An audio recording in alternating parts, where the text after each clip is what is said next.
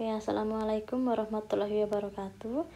Baik, pada video kali ini saya akan menjelaskan contoh soal atau beberapa kasus tentang GGL induksi dan induktansi. Dan seperti biasa, kita mulai dari contoh yang paling sederhana dulu. Oke, soal yang pertama atau kasus yang pertama, ini ada sebuah kawat loop dengan luas sebesar 8 cm persegi, di mana loop tersebut tegak lurus dengan suatu medan magnet yang homogen, di mana besar dari medan magnet homogen tersebut itu mengalami peningkatan dari yang awalnya 0,5 Tesla menjadi 2,5 Tesla selama 1 sekon. Gitu. Nah, pertanyaannya, berapa arus induksi yang dihasilkan loop tersebut jika resistansinya 2 ohm? Oke, nah di sini ada perubahan medan magnet gitu ya, ada perubahan B-nya medan magnet. Nah, karena ada perubahan medan magnet, maka ada perubahan flux magnetik. Nah, perubahan flux magnetik inilah yang dia menyebabkan GGL induksi yang menghasilkan arus induksi. Oke, untuk arus induksi itu I ya. I itu tegangan dibagi dengan hambatan, dengan resistansi. Nah, dalam hal ini tegangannya adalah GGL induksi. Jadi ini adalah epsilon dibagi dengan R-nya, hambatannya. Nah, ini merupakan GGL induksi, tegangan induksinya. Gitu. Nah, di sini kita belum tahu berapa nilai GGL induksinya. Nah, sekarang kita cari dulu besarnya GGL induksi dari hukum Faraday yang sudah pernah saya jelaskan sebelumnya. Oke, tentu masih ingat ya bahwa GGL induksi berdasarkan hukum Faraday itu ini adalah min N d flux dt. Ini flux magnetik gitu. Nah, dalam hal ini jumlah N ini kan merupakan jumlah lilitan ya, jumlah lilitan pada loop tersebut. Nah, dalam kasus ini lilitannya dia hanya ada 1 gitu. Ini sama dengan 1 gitu. Kemudian yang menyebabkan perubahan flux magnetik di sini adalah perubahan dari medan magnetnya. Sedangkan luasannya dan sudutnya, karena ini tegak lurus, maka sudutnya adalah yang dibentuk oleh medan magnet dengan vektor normal permukaan 90 derajat. Oke, kita uraikan dulu. Ini min N. Oke, saya hapus saja N karena 1 ya lilitannya ya. Ini d flux dt, di mana fluxnya itu adalah B dot atau BA cos theta. Gitu. Kemudian nilai cos theta-nya atau A cos theta ini kan dia tidak berubah ya, konstan, tidak ada perubahan. Maka kita boleh dia taruh di depan. Sehingga ini bisa kita tuliskan min A cos theta dB dt gitu. Nah, kemudian dB dt ini kita juga boleh tuliskan dalam bentuk delta, karena di sini ada perubahan yang dari satu nilai ke nilai yang lain. Oke, ini min A cos theta, ini kita bisa tuliskan delta B delta T. Oke, kemudian luasannya kita sudah tahu, ini 8 cm persegi, kita ubah ke dalam meter, jadi 8 kali 10 pangkat min 4 meter persegi. Kemudian cos theta-nya cos 90 itu 1. Kemudian kali delta B per delta T. Delta B-nya ini, delta B-nya ya, ini adalah B2 min B1. Kemudian delta T-nya itu adalah T2 min T1. Untuk 2 ini artinya keadaan yang akhir ya. 1 itu untuk yang keadaan awal. Oke. Akhirnya atau yang kondisi awalnya dia dari 0,5 Tesla menjadi 2,5 sekon. Berarti B2 nya adalah yang 2,5 Tesla min 0,5 Tesla. Kemudian delta T nya T2 min T1. Ini adalah 1 sekon perubahannya. Dari awalnya kita anggap yang 0,5 Tesla itu dalam masih 0 sekon, yang ini 1 sekon. Oke, jadi kita boleh tulis ini 1 sekon min 2 sekon. Jadi ini adalah min 8 kali 10 pangkat min 4 meter kuadrat. 2,5 Tesla min 0,5, sorry, ini 0 ya, 0. Kemudian yang ini 2,5 Tesla min 0,5 Tesla itu 2 Tesla, dibagi 1 min 0 itu 1, jadi ini adalah 2 Tesla per sekon. Kemudian kita bisa tuliskan ini hasil kalinya adalah min 1,6 kali 10 pangkat min 3 Tesla meter kuadrat per sekon. Ini adalah besar GGL induksinya, min 1,6 kali 10 pangkat min 3 Tesla meter kuadrat per sekon atau volt.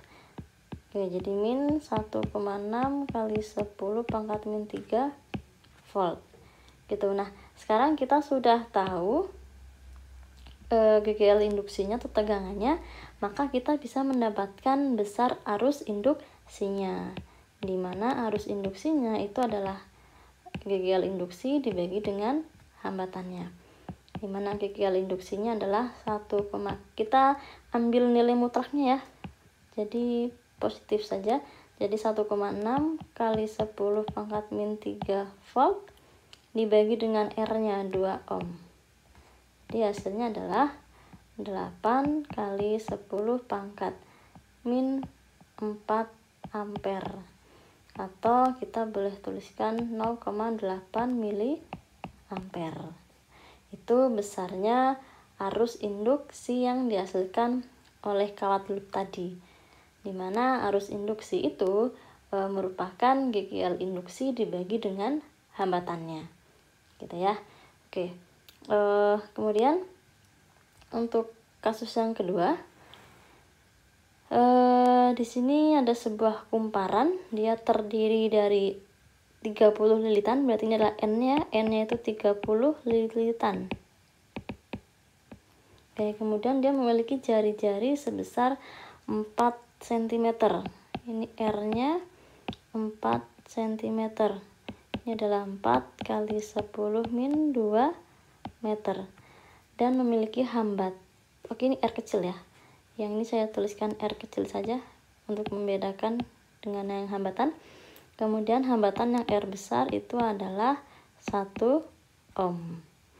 Oke, kemudian apalagi, kumparan ini dia ditempatkan dalam medan magnet homogen dengan arah yang tegak lurus, di mana medan magnetnya ini dia memiliki nilai yang bervariasi bergantung terhadap waktu. Ini ya, dimana nilai B-nya ini adalah 0,01 T. T ini waktu, satuannya sekon, ditambah 0,04 T kuadrat. T-nya dalam sekon, nah B-nya ini dalam Tesla.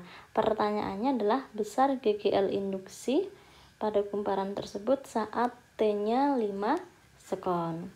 Oke, jadi di sini kita menggunakan hukum Faraday untuk menentukan besarnya GGL induksi. Dimana GGL induksi adalah min N D flux magnetik diturunkan terhadap waktu. Oke, di sini yang berubah itu adalah medan magnetnya. Oke, ini kita bisa tuliskan min flux magnetiknya itu adalah A dot B, AB cos theta dt, kemudian min N. Karena A dan cos theta-nya itu konstan, kita bisa keluarkan ya. Jadi NA cos theta dB dt. Oke, kemudian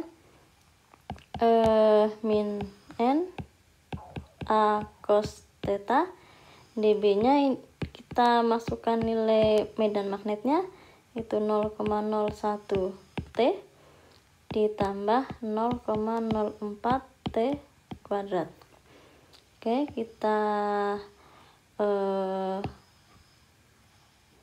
turunkan. Ini N min 30. A-nya luasannya karena ini bentuknya lingkaran, maka kita bisa tuliskan dia pi R kuadrat. Jadi pi kali R kuadrat. R-nya 4 kali 10 pangkat min 2. 4 kali 10 pangkat min 2 dikuadratin, satuannya ini meter kuadrat. Kemudian cos tetanya itu cos 91. Nah, kemudian turunan dari ini turunan dari 0,01 T ditambah 0,04 T kuadrat. Ini diturunkan terhadap T ya. Maka 0,01 T diturunkan terhadap T, maka 0,01. Kemudian yang 0,04 T kuadrat kita turunkan terhadap T, 0,08 T. Oke, ini merupakan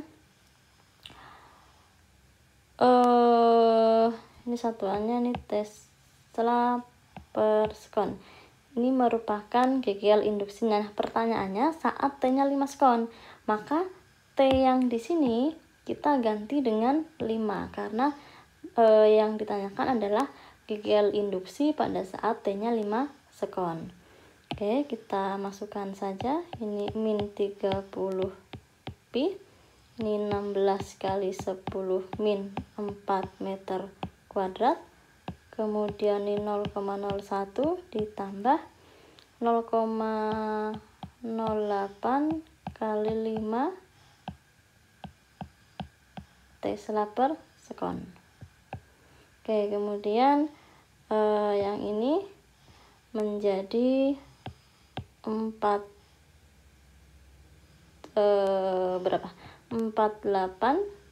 kali 10 pangkat min 3, ada pi-nya.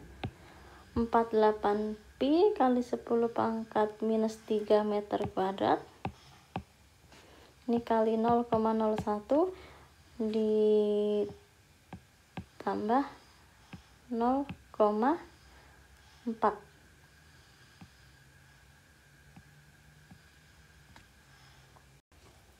Kemudian bisa kita tuliskan menjadi min 48 pi kali 10 pangkat min 3 meter kuadrat. Ini dijumlahkan 0,41 Tesla per sekon. Ini belum ya, ini Tesla per sekon.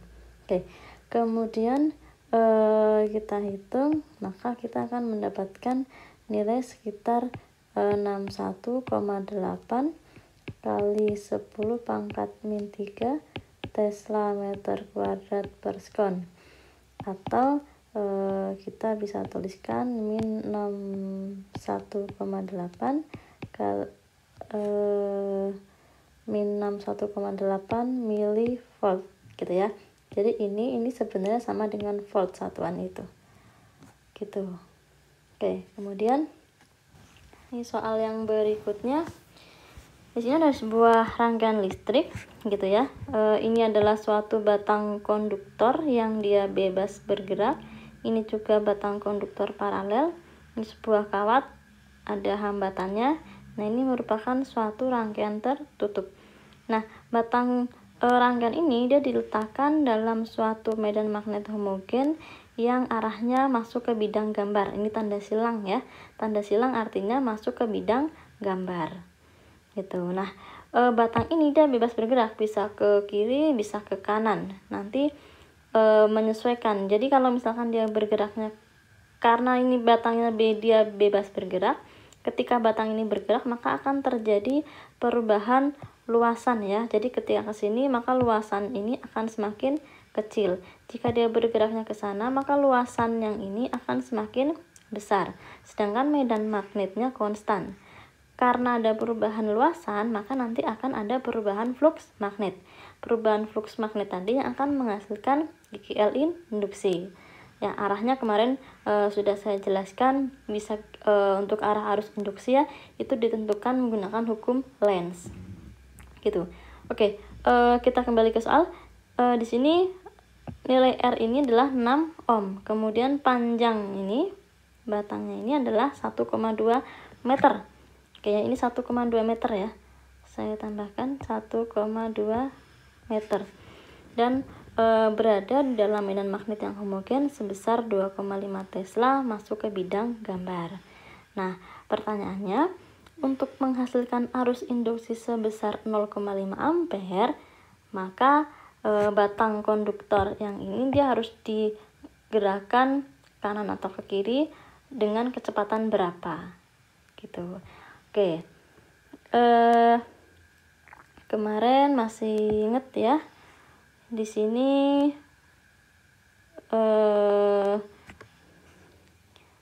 GGL induksinya, nilai GGL induksi itu adalah min N atau min D flux B dt ya, karena di sini cuma ada satu lilitan jadi N nya tidak usah kita masukkan, di mana D fluxnya ini adalah D B A dt. Kemudian B nya konstan, kita bisa keluarkan jadi min B dA dt, di mana A nya misalkan ini kita X, ini X nya berubah-ubah karena ada gerakan dari batang ini, kita bisa tuliskan min D luasan adalah L kali X, Lx dt. Sedangkan L nya itu kan konstan ya, tidak berubah, yang berubah adalah X nya. Kita bisa keluarkan L nya jadi min BL dx dt. Kemudian dx dt inilah adalah kecepatan, jadi min BLV.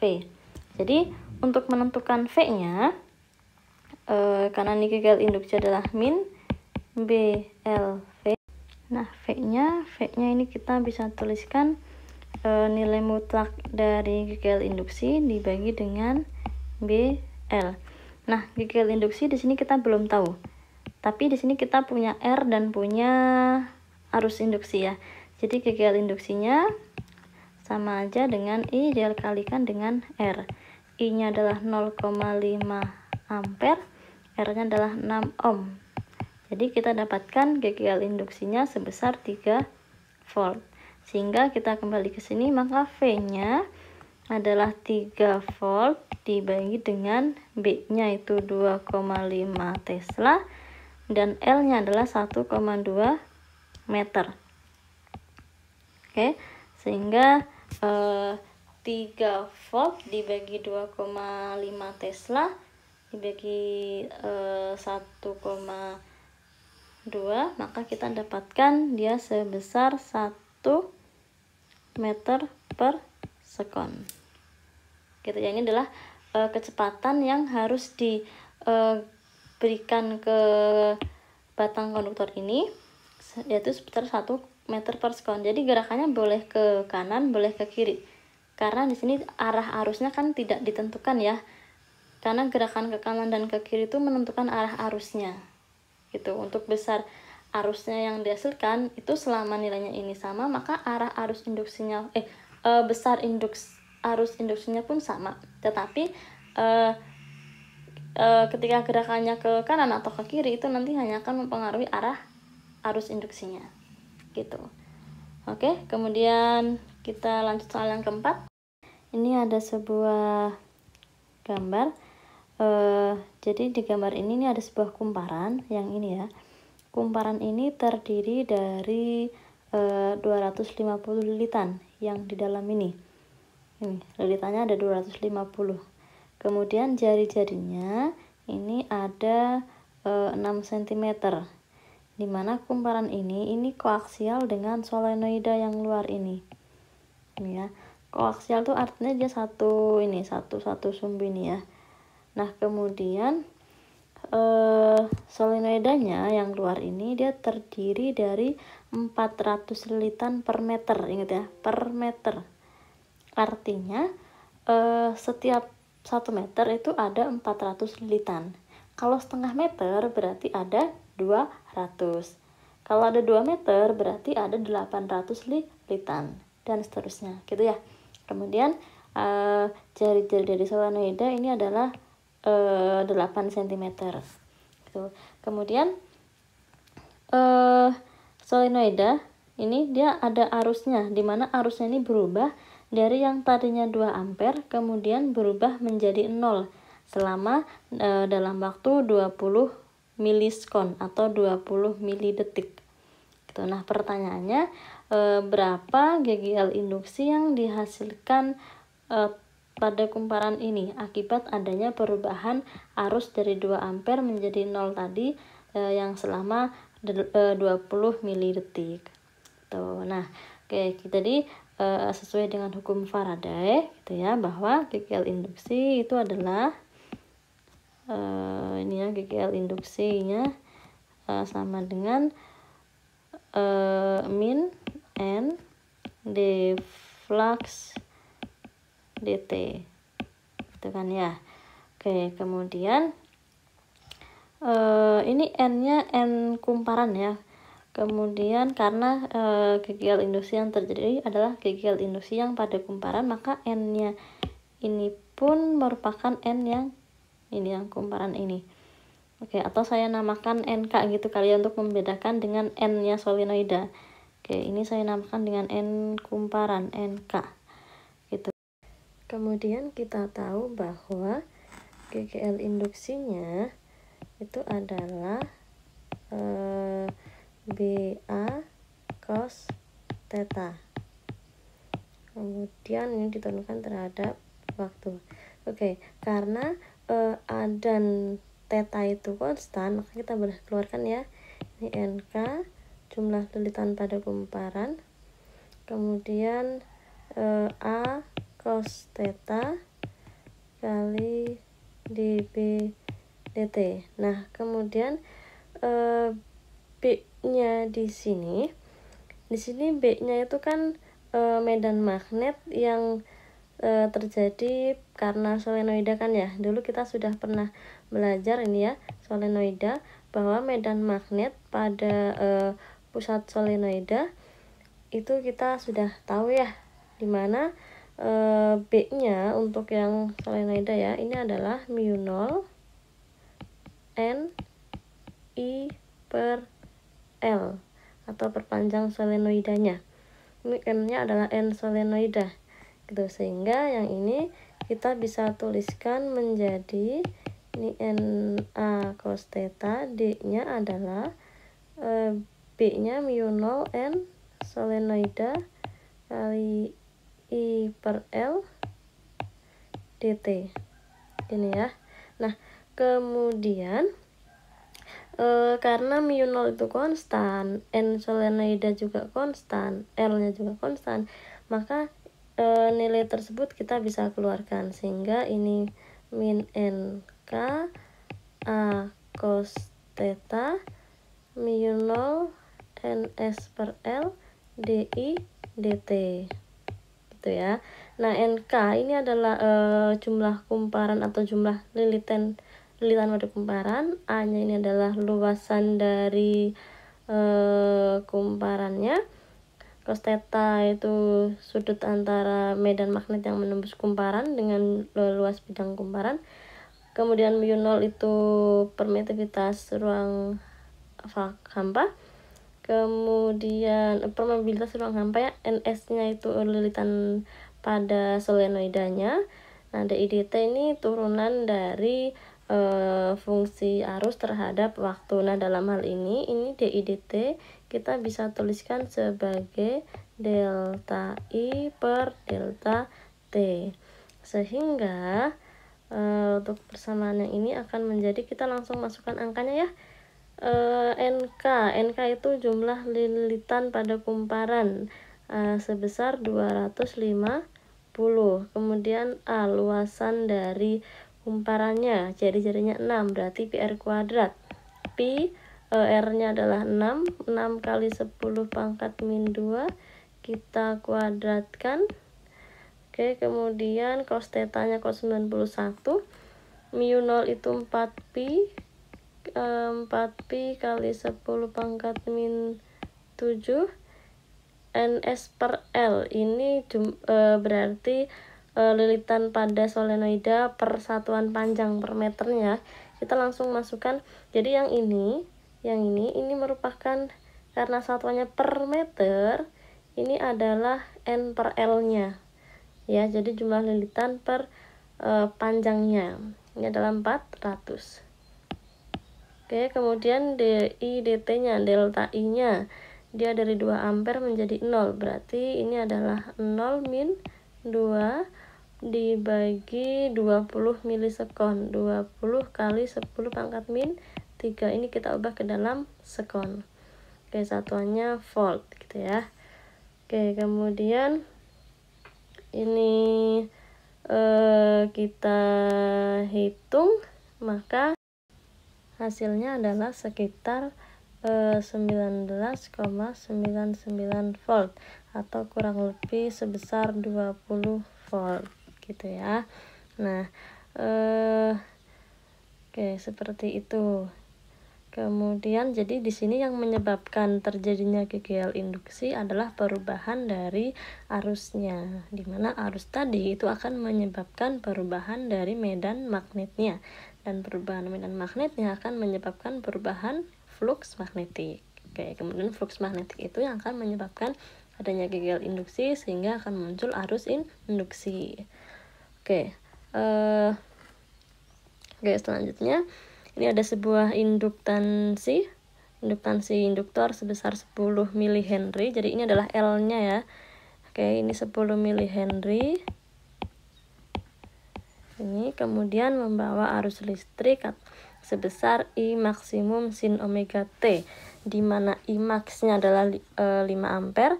Berarti persamaannya gini menjadi I maksimum 5 ampere. Kemudian sin omega T.